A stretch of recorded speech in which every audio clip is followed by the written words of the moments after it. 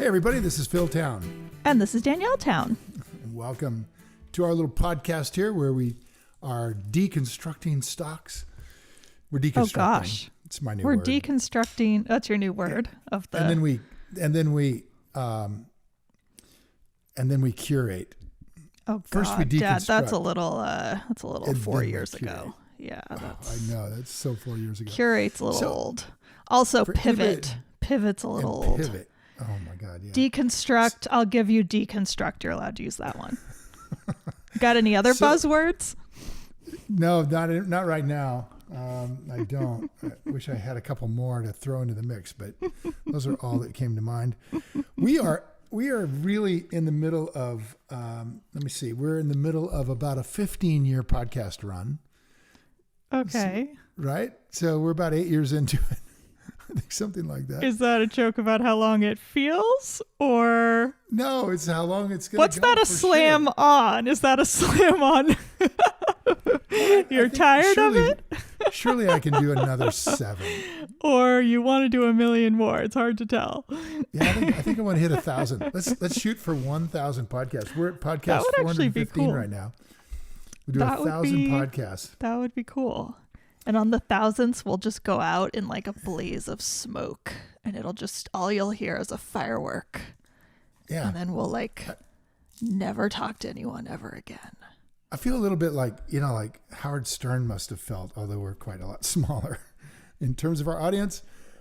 But they get on and just talk about stuff, right? Yeah. He and Robin, things that are quite entertaining and obscene usually, but just stuff for his entire career. Just stuff. Yeah. Yeah. Except our stuff is just investing stuff that I want to know Our about. stuff is investing stuff too. Although we certainly have some obscenities going on in the investing world we could talk about. Okay. got the I don't want to say what? no, but I really want to talk about ChatGPT. So tell me what, but that was very confusing. What are the I'm obscenities? just saying that when you watch advertisements on television or on wherever they're putting them these days, from Main Street financial firms, Wall Street financial firms that are sort of the main thrust of the whole financial services industry, Mm-hmm. what they're doing is a kind of version of pornography. It's Okay. because in pornography, in essence, unless you're really naive, it's fake, mostly. Well, from the girl's side anyway. You gotta say. I'm deeply uncomfortable. I'm sure you are. Yes. But Let's move away the from thing is, this I have to topic. finish the thought, obviously. Okay, go ahead. And that is that what they're presenting to us in these advertisements is, we're going to take care of your financial future. You're going to be living on a beach, come to us and we'll do all these wonderful things.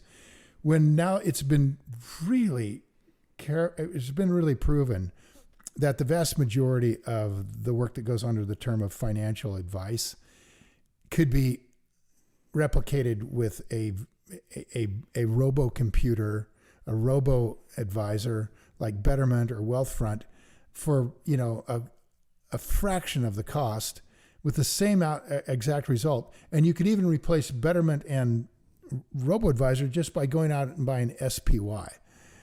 And this is like known. This is, the first 100 episodes of our podcast or something. This was the beginning of my financial education. This is why those robo-advisors became so popular so quickly and so successful and made huge amounts of money, and Betterment sold for like $7 billion, something like that.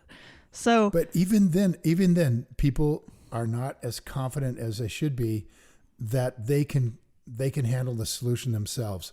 We've been so attuned by well, that's all because this those robo-advisors don't do that.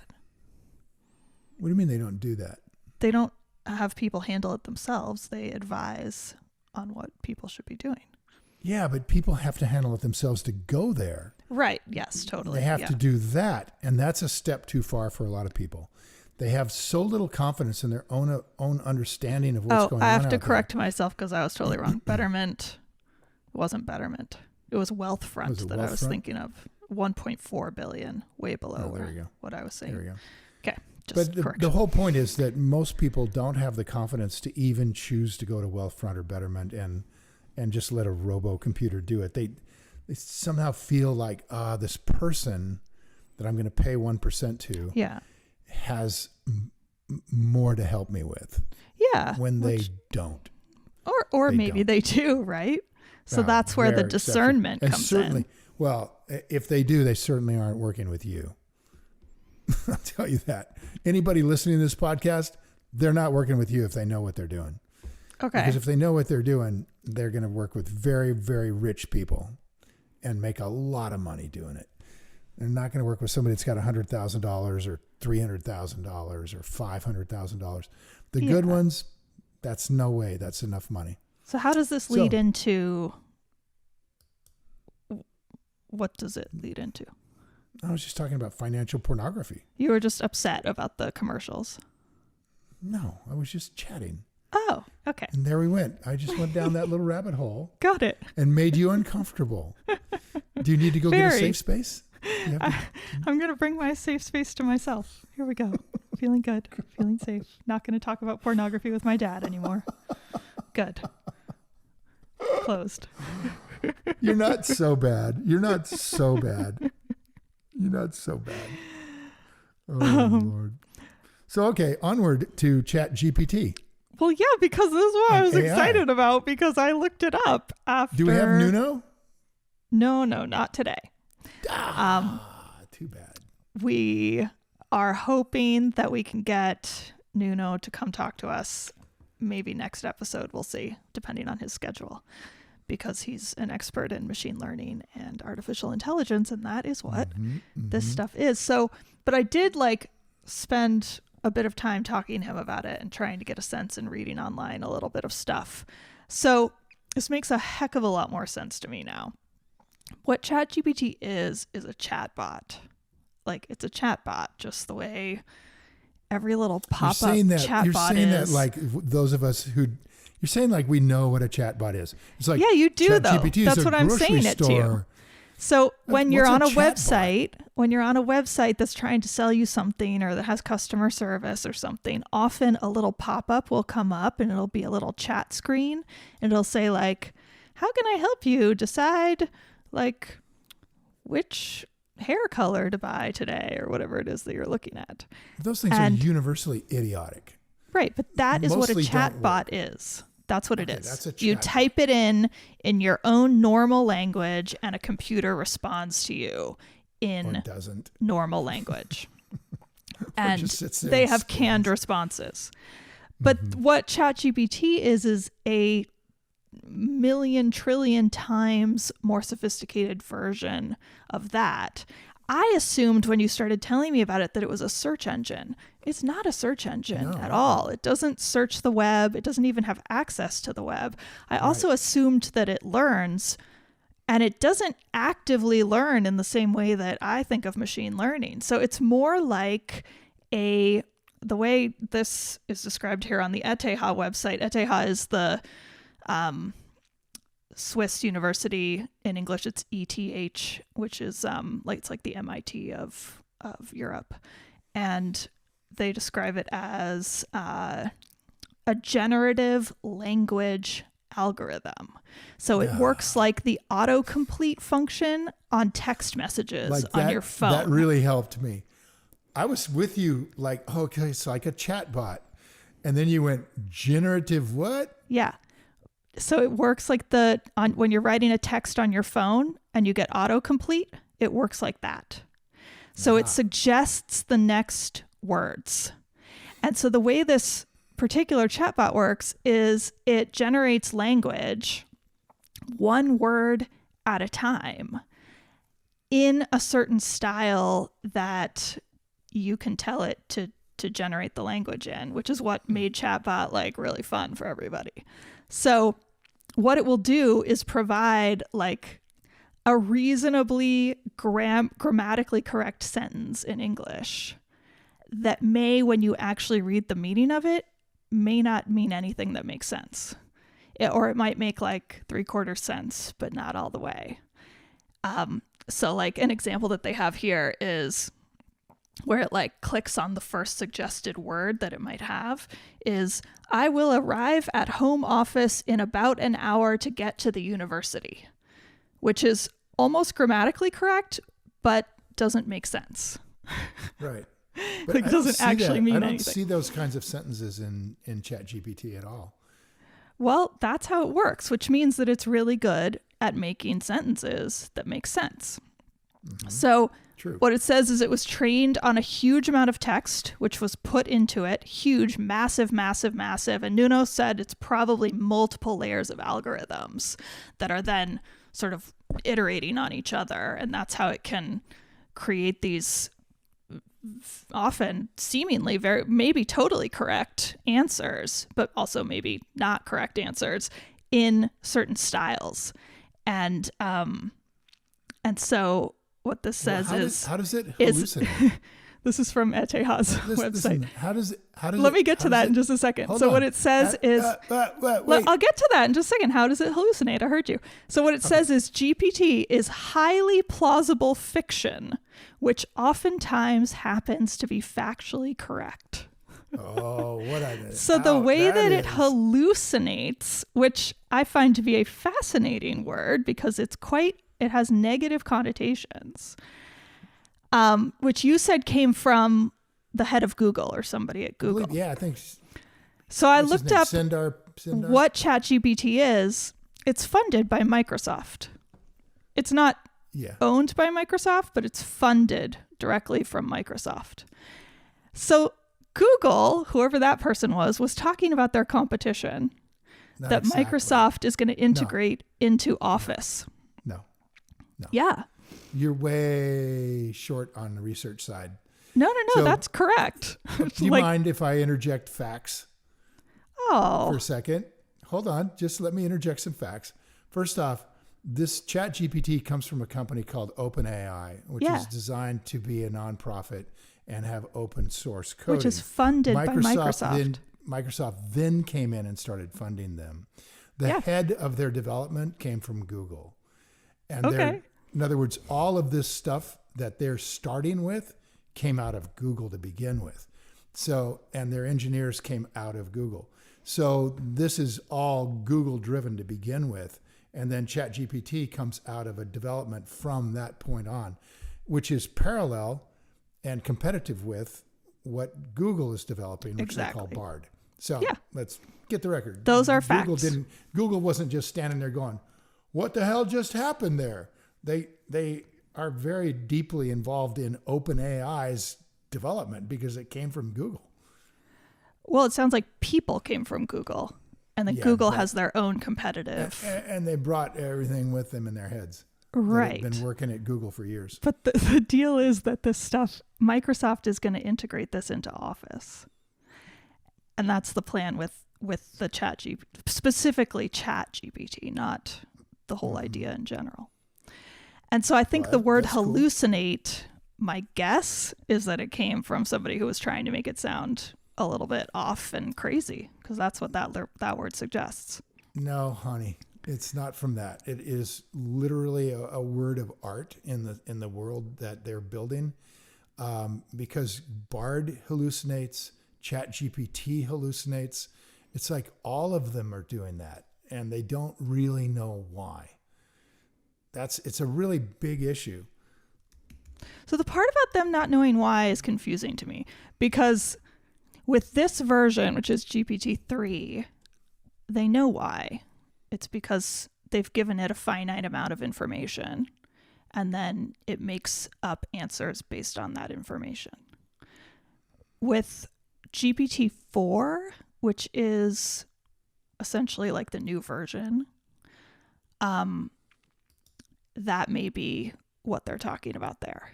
And GPT-4 is a whole other level. Well, this is happening in all of the large language models that are coming out. Like that's what ChatGPT is. And basically users are finding that the bots are, sort of sociopathically and pointlessly embedding plausible sounding random lies within their generated content. Like the way ChatGPT came up with 5 completely fictional books about a subject matter. Right. With 5 completely fictional authors, and the subtitles and the blurb about the book. It made the whole thing up for no point. There's no reason for it to do it. It just did it. Yeah, it just did it. Right. I mean, that's I don't think it's supposed to do that, but that's what its teaching had it do. So one group says it's because teaching wasn't sufficient. It's because the data is inadequate or insufficient. Yeah. That's training the system. That's one answer maybe. But they're just like, Well, it's quite interesting because with this GPT-3 version, which is what ChatGPT is, they stopped putting any information in, I think as of September 2021. I think that's what you said. And so there's nothing after that. Like, that's why there's no financial information after that date. And like Nuno looked up somebody's name or something, and it came back with like information about this person, and we were going, oh, how did it do that without searching the internet? And then we realized probably part of the info, the texts that it had been fed, was Wikipedia entries, and this person had a Wikipedia entry, and it probably pulled from that. So it sounded current, but it wasn't. It was just the info that it had in its database. Now, how do we use this for investing, which is what interests me? And despite everything I've just said about it being fictional and not reliable, I think for investing, it might actually kind of work for research. And here's why. What some of the texts that they fed it was the SEC files, including annual reports and financial data. And I typed in some stuff to find out, like I just did like basic stuff, like stuff that though you wouldn't get directly from a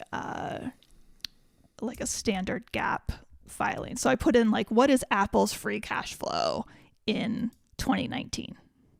And it told me. If it found it somewhere and it told me. And then I had it do like, I said, like, what is the average free cash flow for Apple between 2015 and 2020? And this was the greatest part.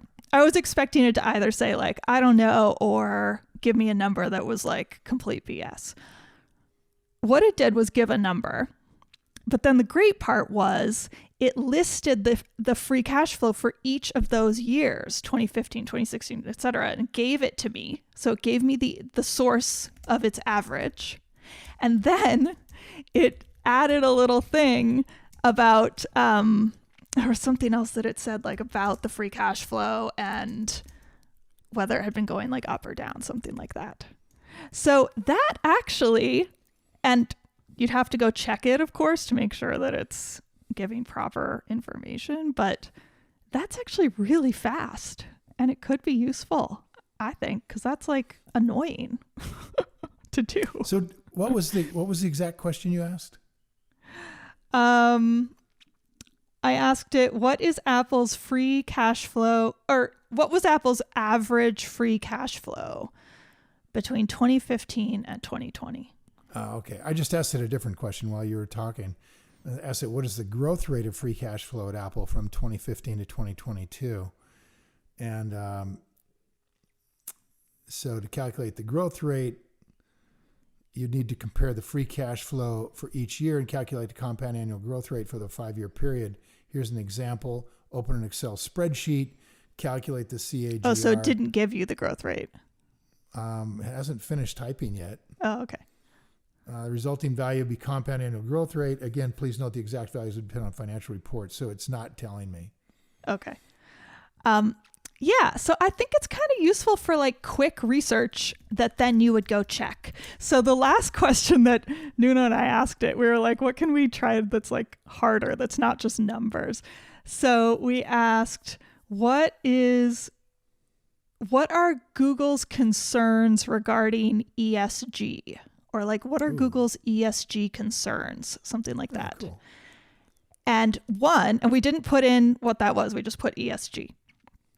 And first of all, it knew what ESG was.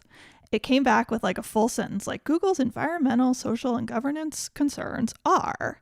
And then it gave 3 or 4 bullet points, which were clearly drawn from the risk factors in the annual report.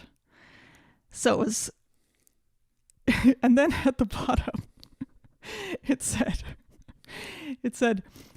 Google is working hard on improving its governance, social, and environmental, like essentially a marketing line.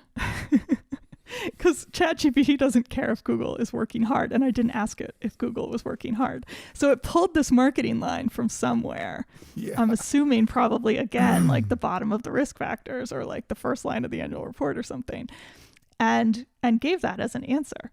So I think it's like useful in the sense that it's very quick, and I'm not sure it's better than a Google search, because you can also get that info really quickly on the top line of a Google search.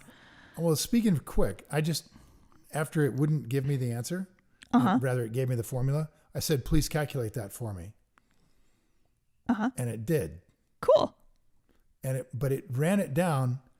I could have calculated it faster myself, just opening up any of our compiled data on Apple. It would have shown me that in 2015 they had 50 million of free cash flow. In 2020 they had 73 million, and it could calculate the growth rate really quickly. So it calculated the growth rate, if you want to know, at 7.75% is the compounded annual free cash flow growth rate for Apple. But what it did that's real interesting is it gives you the entire formula and then plugs in all of the values in the formula, shows you where to plug in the values. So it could be a really good learning tool in that regard. Yeah. It was actually pretty cool.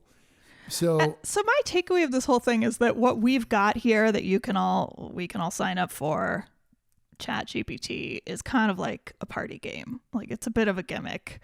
What made it popular is that it responds in certain literary styles, and that's funny.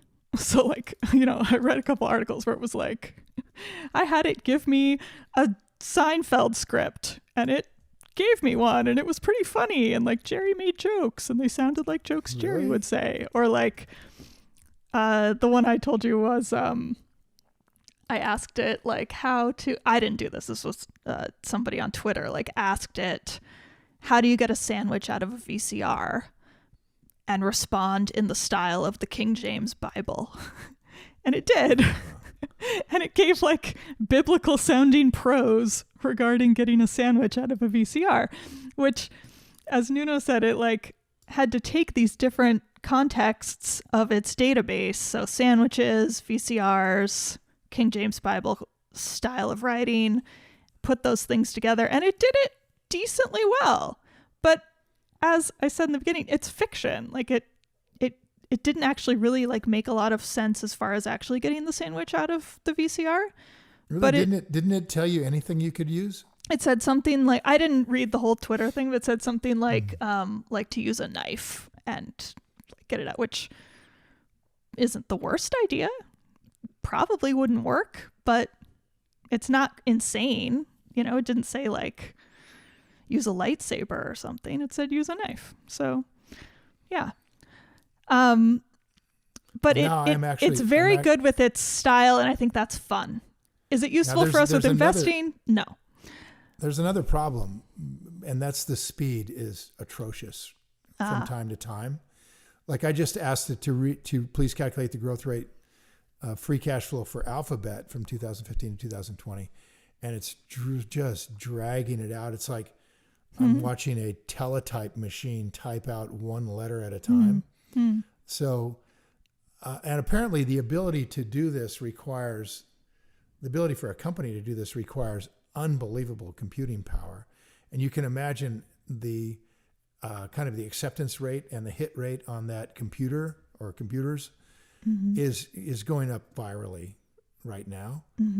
So I don't doubt that in a short period of time, this will be non-functional.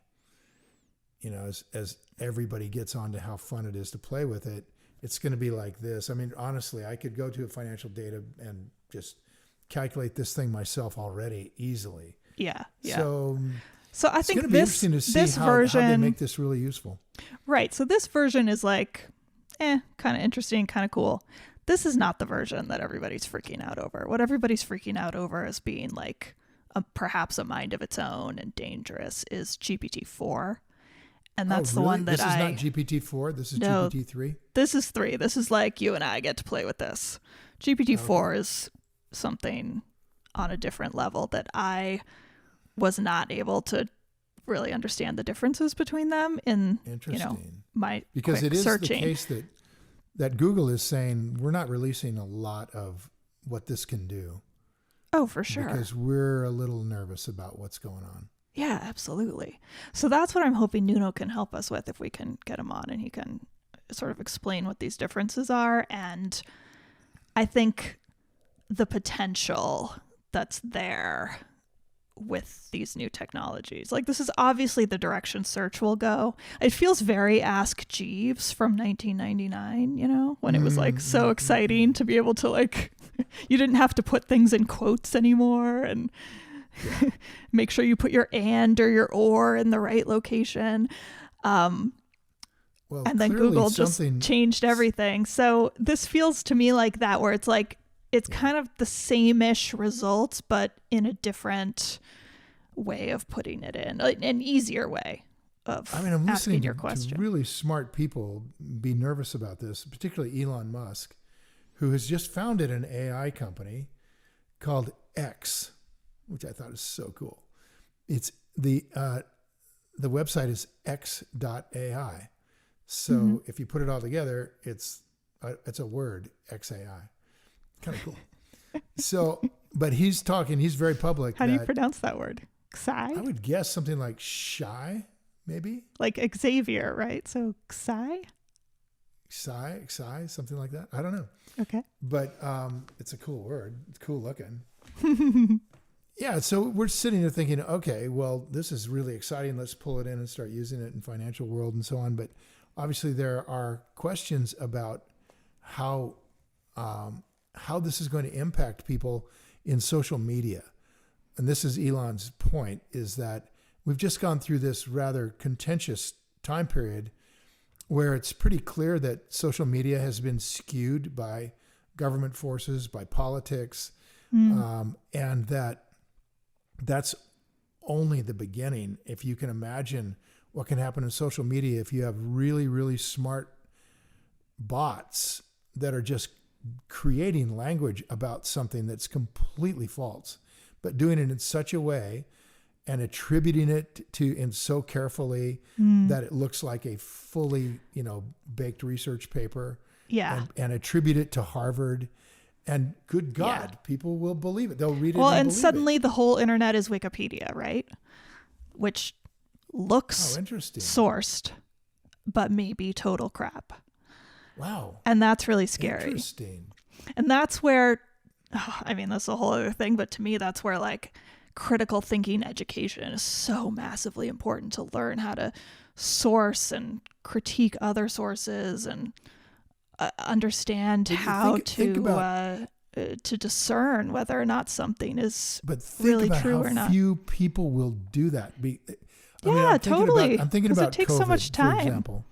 I'm thinking about COVID, about the research papers that were being written were deep in the weeds of medical research, biomedical research. Like you're saying about like what COVID was or about vaccines or. I'm saying about, let's say, whether to use a vaccine. Okay. Because many people were very concerned about using a vaccine. Yeah. And so you'd have to dive into the papers that explained why the federal government feels like a vaccine based on mRNA technology is perfectly safe, when one of the people who developed the mRNA technology is going wild on the internet, on social media, saying it's not. Right? So you've got, okay, is this guy crazy? It was years ago, and now he's a nutcase. Yeah, you can. It's all terrible.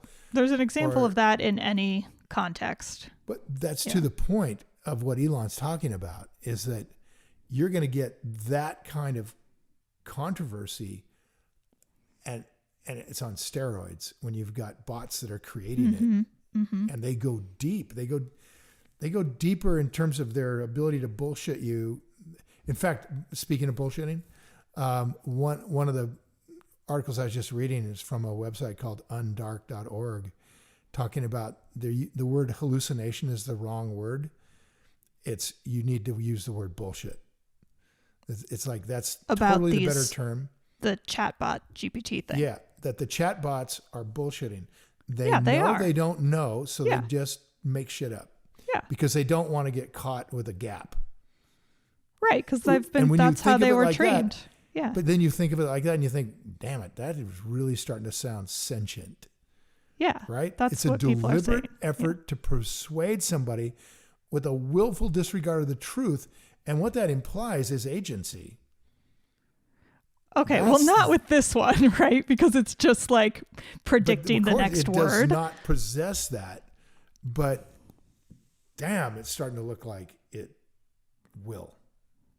And so anyway, that's Elon's point. That's interesting. And these guys basically are saying that, ChatGPT is not behaving pathologically when it claims the population on Mars is 2.5 billion people, which it has done. Right. It's behaving exactly like it was designed to do. In other words, bullshitting is baked into the design. Yes, it is. Absolutely. It's a fiction writer based on the database that it has. And a lot of the time it sounds right, but it's not always right. And it doesn't know whether it's right or not. It doesn't care. They didn't train it to do that. They didn't train it to provide only sourced answers. So how are we going to use this thing when ChatGPT creates this this is where I'm saying, like, ChatGPT is just like a party game, whatever. But what's interesting is the technology, because think of if there is an actual sourced database that we trust, we being like you, me, and anybody, like we all make a decision about which database to trust, aka Bloomberg. Bloomberg's working on this, as we talked about last time, to change over their terminals to this sort of technology. And that would be so awesome because Bloomberg terminals are so annoying and hard to use. And their database of massive amounts of financial information, stuff that's proprietary to Bloomberg, which is why people pay for a Bloomberg terminal, that you could trust and easily access the information.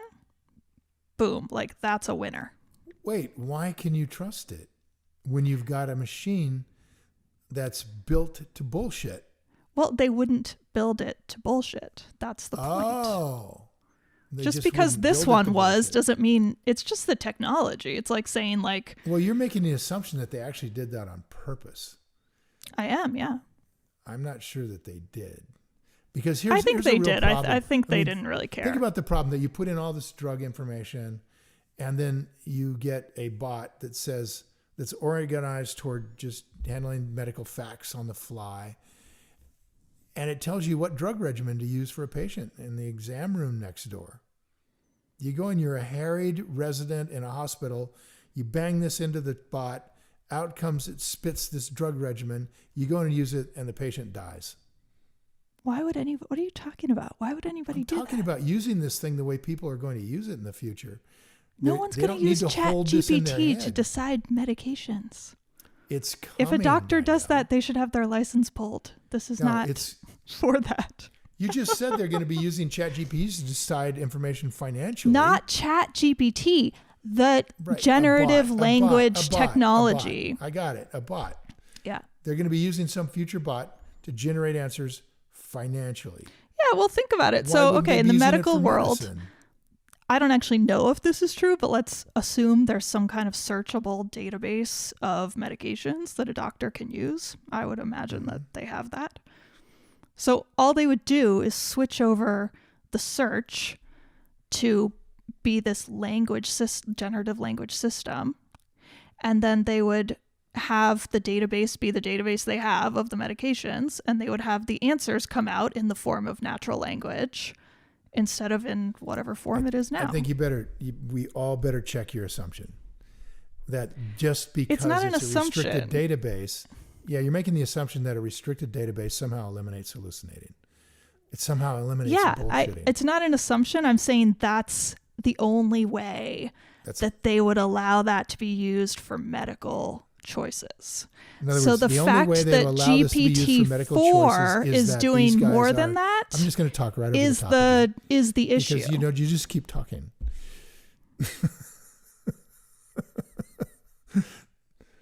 You don't seem to be getting my point.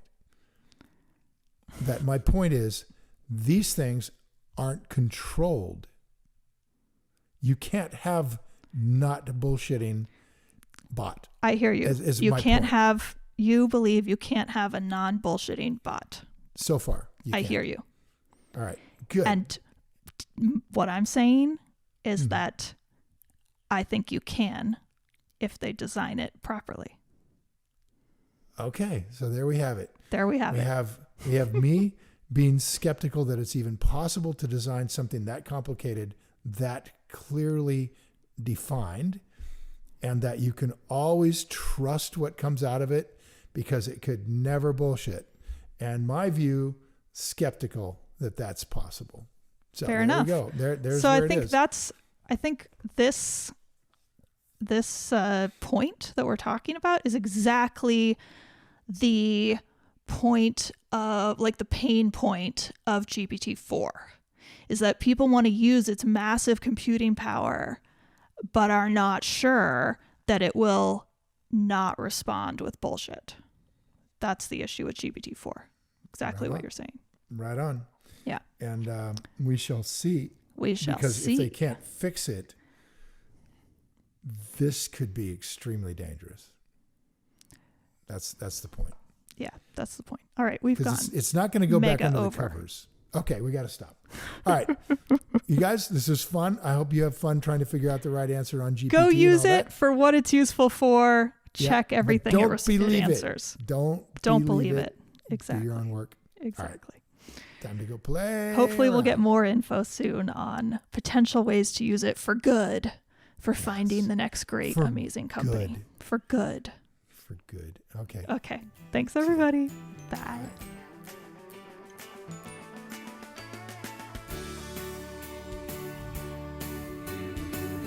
Hi guys, thanks for listening to InvestED. If you enjoyed this episode and you want more information or to listen to additional episodes, visit our website at investedpodcast.com and sign up for my virtual workshop right there.